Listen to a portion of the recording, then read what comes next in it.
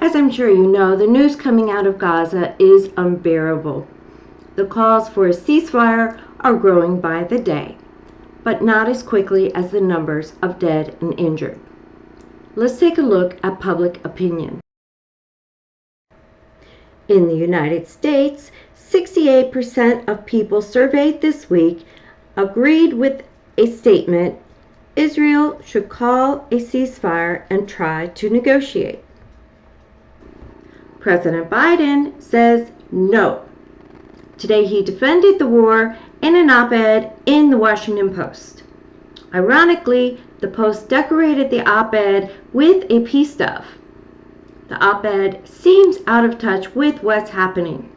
For example, Biden wrote, "The overarching question: will we relentlessly pursue our positive vision for the future, or will we allow those who do not share our values to drag the world to a more dangerous and divided place?"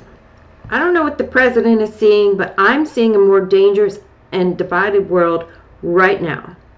I'm seeing a rise in fear and hate as a result of the Hamas attacks on October 7th and Israel's attacks on civilians in Gaza.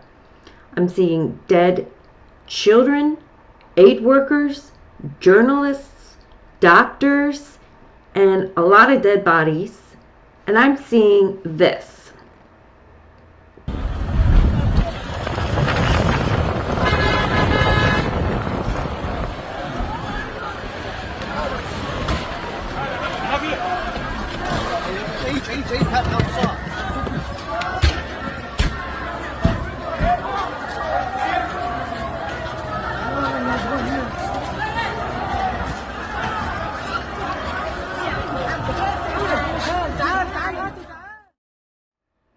Pure Armageddon. This week, Indonesia's president, Joko Widodo, was the first leader to speak up to the president in a televised meeting at the White House. Issues. Indonesia also wishes our partnership contribute to regional and global peace and prosperity.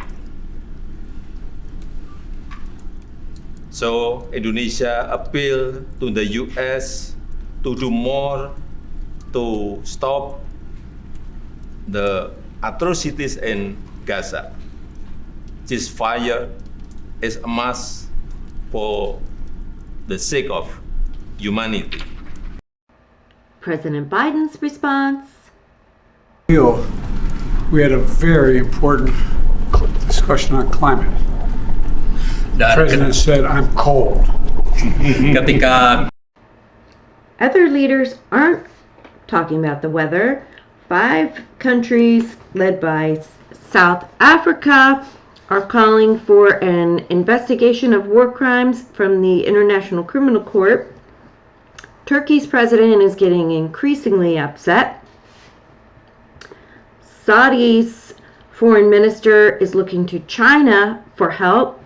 China's foreign minister says we're ready to negotiate talks between Israel and the Palestinians. And French President Emmanuel Macron says stop killing babies. We clearly condemn this terrorist attack and this terrorist group and recognize the right of Israel to protect itself and react. But day one, we say that this reaction and the fight against terrorism, because it is led by a democracy, should be compliant with international rules, rule of war and humanitarian international law. And day after day, what we saw is a permanent bombing of civilians in Gaza. And I think it's very important to say the whole story, but I think this is the only solution we have, this ceasefire, because it's impossible to explain we want to fight against terrorism by killing innocent people. Meanwhile, back in the United States, support for Israel and at least its war and attacks on civilians, it's waning. In the Reuters report, 39% of respondents say they want the United States to be a neutral mediator. That is up from 29 or 27% just a month ago. In closing, I just want to encourage everyone to use your voice, continue using your voice. The Palestinians deserve a much better voice than Hamas. They are stuck between very difficult position.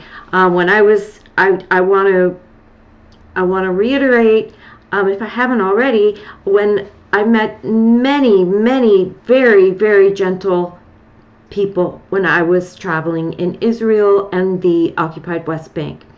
And I pray for peace and more respectful relations for everybody in that area. Let's continue to reach out to our representatives in Washington. They're there to represent us. And as Americans, if you're American or whichever country you're in, we have a huge responsibility to use our voices and see to it that a better future takes hold. I'm gonna close out with a clip from my trip 2020. It was a much more peaceful time, and this is Bethlehem in the West Bank.